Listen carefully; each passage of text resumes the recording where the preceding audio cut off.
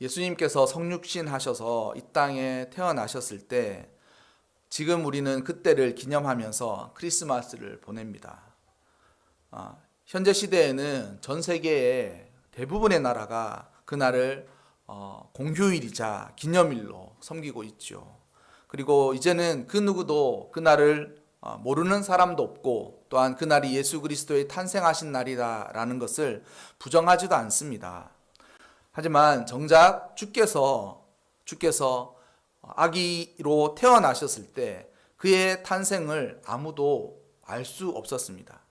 실제로 예수님께서 이 땅에 오셨을 때 아주 극소수의 사람들만 메시아에 나셨음을 알았을 뿐입니다. 그가 오실 것을 기대하고 있었던 많은 백성들은 그의 탄생을 알 수도 없었고 알지도 않았고 어떻게 이야기하자면 관심도 없었던 것입니다. 더욱이 이런 일에 있어서 놀라운 것은 이방인이었던 헤롯이 동방박사들로부터 들었던 메시아의 나심을 믿었다라는 것입니다. 물론 메시아의 탄생을 받아들이는 방식에 있어서는 완전히 달랐지만 어찌하였던 메시아이신 이가 태어나셨다라는 그 사실만은 이방인이었던 헤롯은 믿었다라는 것이죠. 그리고 그 이야기를 사실로 믿었기 때문에 그 신화와도 같은 이야기를 사실로 믿었기 때문에 아기 예수를 죽이기 위해서 시도를 하였던 것입니다. 아마도 동방박사들의 말이 마치 점쟁이의 말 정도라고 생각하거나 아니면 신빙성이 없다라고 했었으면 굳이 자신이 통치하는 곳에 아이들을 죽이면서까지 폭정을 할 필요는 없었다라는 것이죠. 최소한 믿었다라는 거예요. 그 사실에 대해서. 그런데 여러분, 너무나도 아이러니하게 하나님의 백성과 그의 자녀들은 아기이신 예수 그리스도 메시아가 태어나심을 알지도 못하고 알 수도 없었다라는 것입니다. 그토록 하나님께서 메시아이신 그리스도가 예언을 통하여서 태어나실 것을 말씀하시고 그리고 그것이 그의 백성들에게 주어주시는 하나님의 은혜인 것을 그들은 알고 있었지만 관심이 없었는지 아니면 기다리다가 지쳐서 이제는 더 이상 기대하지 않게 되었는지 아니면 자신의 삶에 바쁘고 자신이 주어진 형편과 처지에 삶이 매몰되어서 그랬는지는 모르겠지만 성경에서 말하는 바는 예수 그리스도께서 세상에 오셨을 때 세상은 주를 알지 못하였다라는 것입니다. 그럼에도 불구하고 소수의 사람들, 주의 보모이신 요셉과 마리아 그리고 세례 요한의 부모였던 가야바와 세례 요한의 부모였던 사가랴와 엘리사벳 그리고 주께서 나시던 날의 목동들 그리고 예수님께서 정결 예식을 치르러 성전에 올랐을 때 성전에서 기도하고 있던 시므온과 안나 그리고 멀리서의 동방박사 이 정도까지가 대부분 아기 예수가 태어나신 것을 알게 되었다라는 것이죠. 사람들을 나열하고 보면 그래도 많이 알았다라고 생각하겠지만 사실 극소수의 사람들만 알고 있었던 것이고 그러한 사람들만 주의 소식을 전하여 듣게 되고 어린 메시아를 보게 된 것이죠. 왜 그런 일이 일어났을까요? 이런 일에 있어서 저의 정답은 그것은 당연하다라는 것입니다. 왜 세상 모두가 알 수 있을 만큼 떠들썩하게 예수님이 태어나시고 그날을 지금 크리스마스처럼 축제일로 맞이하고 그리고 그 기쁨과 즐거움을 서로 전하고 이야기하고 또 그 기쁨을 실제로 받아들이지 않느냐? 그건 당연하다라는 것이죠. 주의 은혜가 베풀어져서 그 베푸신 은혜를 진실로 받아들이는 일은 아주 적다라는 것입니다. 자신의 삶에 이 모든 것이 하나님의 섭리이긴 하겠지만 하나님의 섭리 아래서도 주의 나심에 관해서 예수 그리스도의 탄생을 모르는 이들은 모르는 이유가 있고 그 예수 그리스도의 탄생을 알려져서 알게 된 사람은 그 알게 된 이유가 분명히 있는 것입니다. 하나님의 섭리 아래 참새 한 마리가 사는 것도 하나님의 뜻이고 그가 죽는 것도 하나님의 뜻인 거예요. 꽃이 피는 것도 하나님의 뜻이고 꽃이 지는 것도 하나님의 뜻이에요. 고로 메시아이신 예수님이 탄생하셨을 때 그의 탄생을 알게 된 이도 그 알 수밖에 없는 하나님의 섭리가 그에게 주어진 것이고, 그를 외면한 사람들 역시 그 외면에 관한 이유와 원인이 있다라는 것입니다. 저는 오늘 그것에 대해서 한번 설교의 서두를 하면서 이야기하고 싶은 것은, 인생을 살면서 문제를 풀을 때 이러한 두 가지의 방식이 있다고 생각합니다. 첫째는 문제를 풀 때 그것이 오답임을 밝혀서 정답을 풀 수 있습니다. 그것이 왜 오답인지를 밝혀서 그것이 정답을 풀어낼 수 있어요. 그렇게 해답을 찾을 수 있습니다. 거꾸로 그것이 왜 정답인지를 밝혀서 그것이 왜 오답인지를 풀이할 수 있어요. 조금 어렵지만 이런 것입니다. 세상에 정답과 오답이 있는데 그 정답과 오답을 어떤 거를 정답이라고 어떤 것을 오답이라고 밝혀낼 수 있느냐. 둘 중에 하나만 확실히 알면 둘 중에 하나가 무엇이 정답이고 오답인지를 알 수 있어요. 예수님이 태어나셨을 때 왜 많은 사람들은 알지 못했느냐. 그것은 왜 그러면 소수의 사람들이 예수의 탄생을 알 수 있었는가를 확인해 보면 많은 사람들은 왜 몰랐는가를 알 수 있다라는 것이죠. 왜 많은 사람들이 예수의 탄생을 몰랐는가라는 것은 소수의 사람은 어떻게 알 수 있었는가를 생각해 보면 그 반대가 많은 사람들이 예수 그리스도를 모를 수밖에 없는지를 알 수 있다라는 것입니다. 오늘 설교는 아마도 왜 많은 사람들이 예수 그리스도의 탄생을 알지 못하였는가라는 방식으로 설교를 하려고 합니다. 심지어는 왜 많은 이들은 예수 그리스도를 탄생할 때도 몰랐을 뿐만 아니라 예수 그리스도가 십자가에 못 박히실 때도 그를 십자가에 못 박을 수밖에 없는지가 똑같은 한 짝이 될 것입니다. 그 두 가지가 짝이 될 것입니다. 사람들은 아기로 탄생하신 예수 그리스도가 사람들에게 언제쯤 나타나셨을까요? 그가 언제쯤 메시아일지도 모른다라고 생각했을까요? 제가 생각하기에는 예수님께서 어느 순간 사람들의 마음 안에 메시아이실 수도 있다라는 어떤 믿음 아니면 어떤 기대들이 예수님에게 확 쏠렸을 때가 있을 텐데, 저는 개인적으로 그때가 언제쯤이었을까? 예수님이 군중들과 무리들 사이에 언제쯤 스타로 데뷔하셨을까? 예수님의 쇼미더머니는 언제였을까?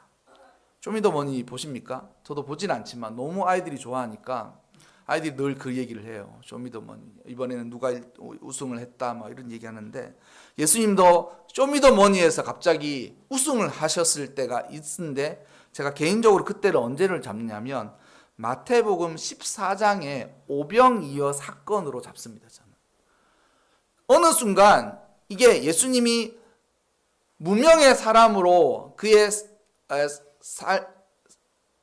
삶을 사시다가 공적인 3년의 사역을 하기 시작하셨습니다. 그런데 공적으로 메시아로서 3년을 살아가시다가 그러면 메시아이심을 사람들이 언제쯤 갑자기 폭발적으로 기대하고 믿게 되었는가? 마태복음 14장의 오병이어 사건이 저는 대표적이고, 그때가 예수님의 쇼미더머니라고 생각한다는 거예요. 그때 딱 그때 딱 탄생하신 거예요. 사람들 사이. 사람들이 배고프고 목마르고 굶주리고 힘든데 어린아이의 오병이어 떡 5개와 물고기 2마리로 사람들을 먹이기 시작한 거예요. 놀라운 일이죠. 사람들 모두 배가 고프고 허기가 지고 그곳에서 굶주리고 있는데 예수님께서 기적을 베푸신 거예요. 이적을 베푸신 거예요. 근데 그 이적이 그 배고픈 때에 밥을 한 그릇 우리 모두에게 사주신 거예요.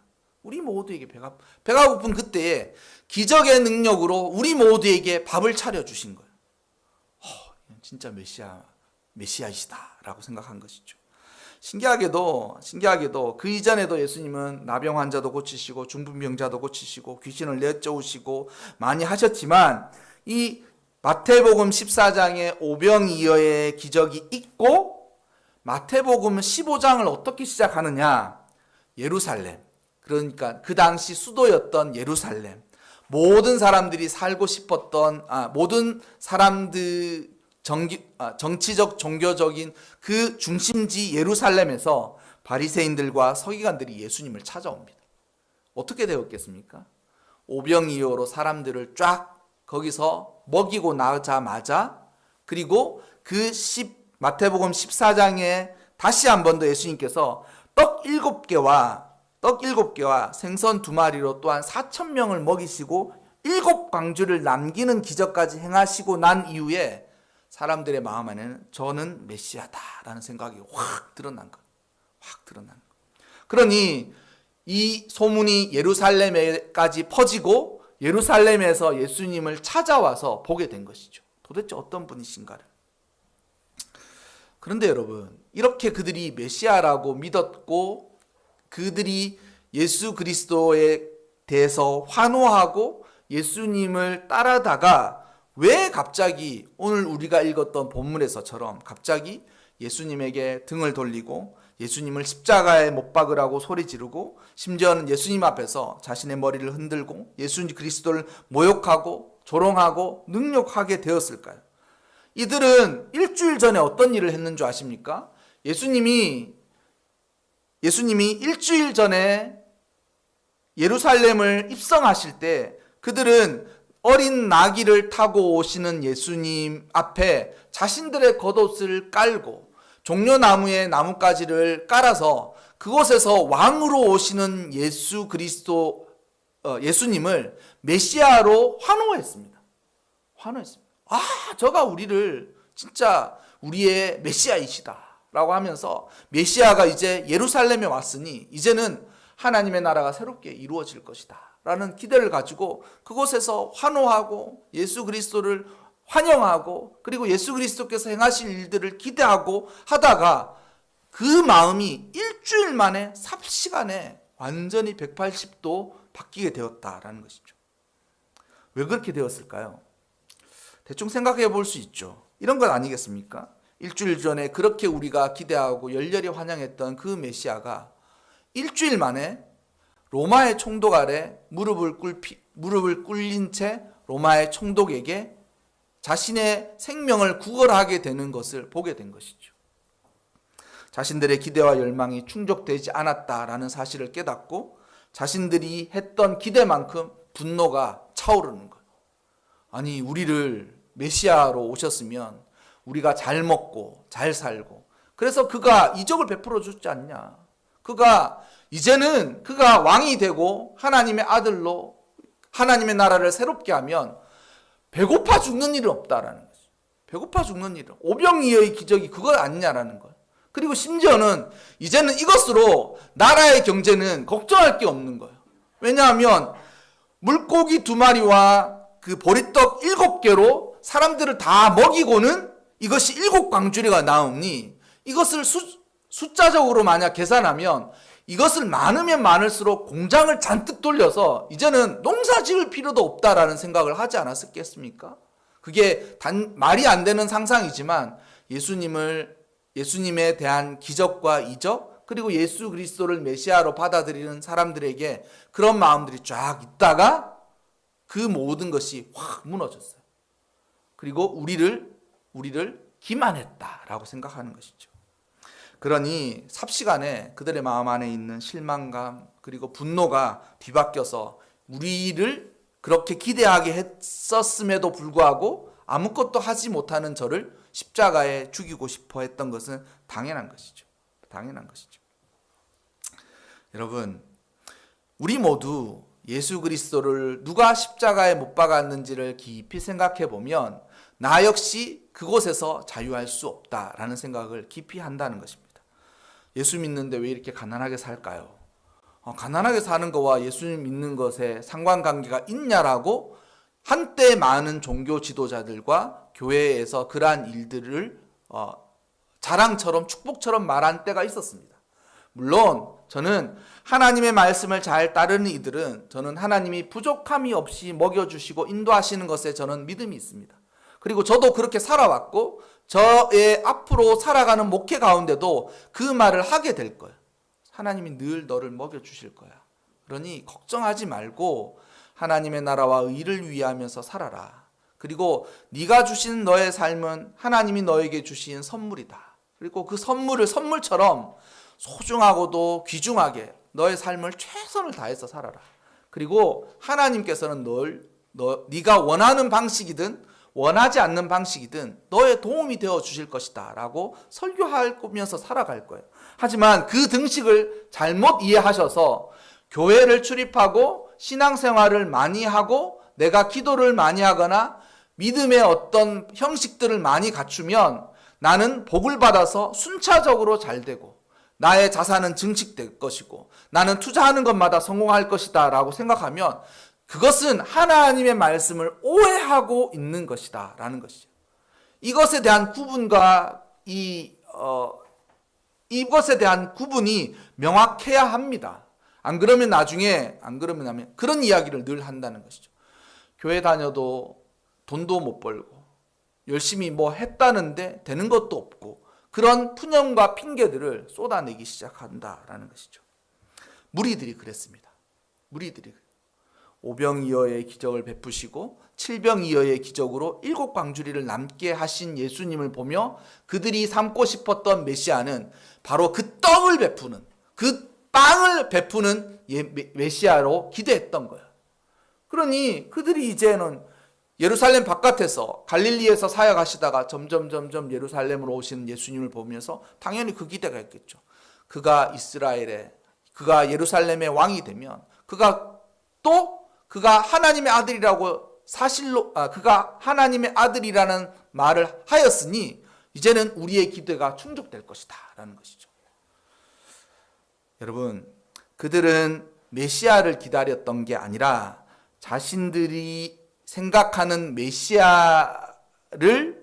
메시아를 찾다가 예수님을 한순간 동안 메시아로 믿게 되었던 것이.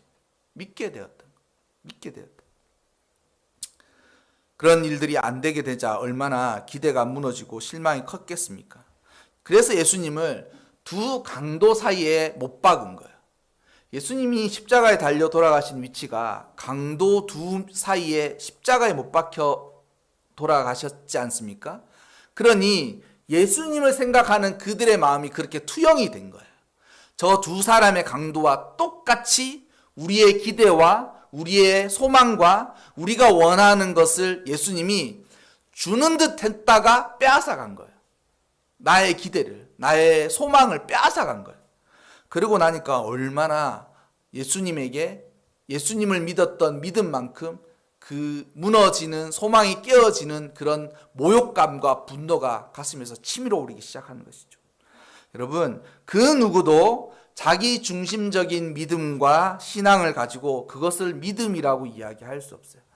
메시아를 메시아로 받아들이는 것이 아니라 자신의 기준에 맞는 사람들을 찾고자 했던 것이지, 그들은 예수님을 진실로 하나님의 아들이시자 하나님이 예언하셔서 우리에게 주시고자 하셨던 그 하나님의 아들이시자 그리스도라고 생각하지 않았다라는 것이죠.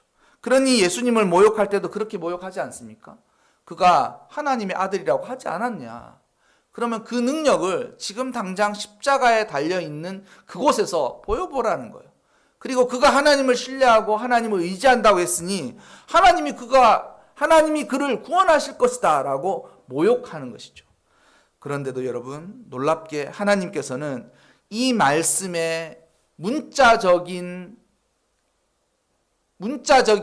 해석과 의미 그대로 예수님께서 하나님의 아들이 되시고 하나님이 자신을 신뢰하는 예수님을 그곳에서 살려내시는 거예요. 여러분, 누가 예수님이 나의 구주가 되시는 것에 관한 자기 증명, 예수님이 나의 구주이시면 당신이 나의 구주라고 증명해 보라고 하서 믿게 됩니까? 그거는 믿음이 아니에요. 그건 믿음이. 예수님이 나의 구주가 되시고 메시아가 되신다고 하셨잖아요. 그러면 예수님께서 증명하셔야죠. 내가 왜 메시아이신지를 예수님께서 나한테 충분히 납득이 되도록 증명하시고 또한 그에 대한 확신을 주시고 그에 대한 증거들을 내어놓고 내가 그 증거들을 다 종합해서 당신이 메시아이심을 나는 동의하겠습니다. 그걸 누가 믿음이라고 이야기합니까? 아무도 그렇게 믿어서 천국 간 사람은 없어요. 아무도 그렇게 믿어서 하나님의 자녀가 된 사람은 없다는 것이죠. 죄인은 자신의 죄를 먼저 깨닫고 죄 중에 있는 나를 먼저 구원하러 오신 예수 그리스도를 의지하고 믿게 되는 것이지 언제 내 앞에 나타나서 자기 증명을 확실히 끝내보라는 것. 그렇게 이야기하는 사람들은 무리들일 수밖에 없어요. 그 예수님을 십자가에 못 박은 그 무리들과 다를 바가 없다라는 것이죠. 예수님이 뭐라고 하셨습니까? 내가 가는 그 길을 따르는 모든 이들은 많은 사람들이 대량으로 갈 수 있다고 하셨습니까? 절대로 그렇게 이야기한 적이 없어요. 그래서 제가 몇 주 전에도 산상수훈에 관한 설교를 하면서 이 산상수훈을 받아들여서 따를 수 있는 사람이 무리가 예수님에게 나아왔지만 예수님은 제자들에게 하신 거예요. 자신을 따르면서 목숨을 기꺼이 내놓고자 하는 제자들에게 하신 거예요. 그리고 그 말씀을 따를 수 있는 사람들은 제자들밖에 그 말씀을 따를 수가 없어요. 따를 수가 없어요. 그 누가 좁고 협착한데 가려고 하느냐라고 이야기할 때 누가 가겠습니까? 잘 생각해 보라는 거예요. 예수님께서. 망대를 세우려고 할 때 그 망대에 드는 비용들을 계산하지 않고 망대를 세우는 사람이 누가 있냐고 이야기하시는 거예요. 너가 예수 믿으면 너의 예수를 믿는 믿음이 무엇인지를 네가 스스로 잘 생각해 보라는 거예요. 아무도 너를 등 떠밀어서 예수님 믿게 할 수도 없고 예수님이 나에게 나타나서 내가 하나님이신 거를 예수 그리스도인 거를 자기 증명해 볼게. 내가 봐봐. 내가 얼마나 놀라운 일을 베푸는지 내가 봐봐. 이렇게 이야기하면서 봐. 내가 하나님 맞냐 안 맞냐, 내가 너를 구원하는 메시아가 되냐 안 되냐라고 그렇게 토론하고 난상토론하면서 메시아가 되지 않습니다. 그렇게 되지 않아요. 복 받으면 예수님 믿을게요. 제가 예수님 믿지 말라고 지금 그렇게 할 것 같으면 하지 마. 그렇지 않습니까? 우리가 애들한테 그러잖아요. 아이들이 인생을 아직 살아보지 못하여서 얼마 안 되는 능력이지만 공부를 잘 할 수 있다는 것으로 인하여서 얻게 될 많은 그런 불합리하고도 많은 일들을 그런 부조리는 아니지만 비합리적 또는 불합리한 것들을 우리가 겪고 살았으니 아이들한테 그것을 요구하는 것 아니겠습니까? 너의 꿈을 너가 확실하게 필려면 그러한 것을 하지 않으면 안 된다라고 이야기하지 않습니까? 근데 아이가 정말 하기 싫다 그러면 어떻게 하겠습니까? 최종적으로는 그렇게 이야기하는 거. 하지 말라고 이야기할 수밖에 없네요. 나 죽겠다 진짜. 너무 괴롭다. 그러면 하지 말라고 하는 거. 그리고 이제 그 남은 삶을 그 아이가 그것을 당하면서 살아갈 수밖에 없지 않습니까? 믿음도 마찬가지예요. 누가 강요해서 믿을 수 있답니까? 그리고 예수님이 메시아이신 것을 보여주면 그 무리들이 믿기는 한답니까? 저는 아마도 예수님께서 십자가에 달려 있어서 그래? 내가 지금이라도 보여주지 라고 하면서 능력을 못 행하셔서 그렇게 하신 것이 아니라 그 무리들은 그곳에서 예수님의 능력을 보았다 손치더라도 하나님이 준비하시고 하나님이 원하신 메시아는 절대 믿지 않았을 거예요. 믿지 않았을 거예요. 그와 같은 것입니다. 여러분, 우리도 그와 같지 않습니까? 예수 그리스도가 나의 메시아가 되신 것은 우리가 그의 자기 점검과 자기 증명이 끝났기 때문에 메시아로 우리가 믿게 된 것이 아닙니다. 우리는 어느 순간 죄 아래 있는 우리에게 찾아오신 예수 그리스도를 만나게 된 것이죠. 그리고 그것으로 인하여서 믿음이 우리 가운데 선물로 은혜로 오게 된 것입니다. 만약 그렇지 않다면 우리 역시 이 무리들과 다를 바가 없습니다. 예수님께서 말씀하셨죠. 왕이 초청한다. 왕이 부른다. 왕이 너희들을 잔치에 부른다 라고 했을 때 사람들이 뭐라 했습니까? 왕이 부르시면 당연히 가야죠. 그렇게 했습니까? 그렇게 하지 않는다는 거예요. 나는 밭을 샀고 나는 소를 샀고 나는 시집 가야 되고 장가 가야 되고 할 일이 많아서 못 가겠다라고 이야기한다라는 거예요. 그것이 보통의 무리들의 예수 그리스도를 따르는 듯하지만 결국 메시아로 받지 못하였던 이들의 생각과 자세라는 것이죠. 예수님께서는 하늘로부터 내려오신 떡이라고 말씀하시면서 많은 사람들이 예수님의 그 말씀을 듣고는 떠나가게 됩니다. 그래서 나는 생명을 주는 떡이다 라고 이야기하자 사람들이 이 말씀이 어렵다라고 하면서 받아들이려고 하지 않고 떠나가 버려요. 그런데 예수님께서 제자들한테 얘기하시죠. 너희도 가려느냐? 너희도 그 말씀을 듣고 너희도 저들과 같이 가려느냐라고 했을 때 베드로가 이렇게 얘기했습니다. 영생의 말씀이 주께 있사오니 우리가 누구에게로 가오리까? 여러분, 이와 같은 말씀을 따르는 제자들의 삶을 살아가시기 바랍니다. 왜 그들이 예수 그리스도를 십자가에 못 박을 수밖에 없었는지에 대한 오답을 찾으면 우리는 예수님이 왜 생명의 떡이신지를 알게 되고 우리에게도 그와 같은 마음의 신앙의 고백들로 삶을 살아가야 할 것입니다. 영생의 말씀이 주께 있사오니 우리가 누구에게 가오리까? 이 말씀과 믿음이 나의 것만이 아니라 우리 공동체 모두의 것이 되시기를 주님의 이름으로 축원합니다.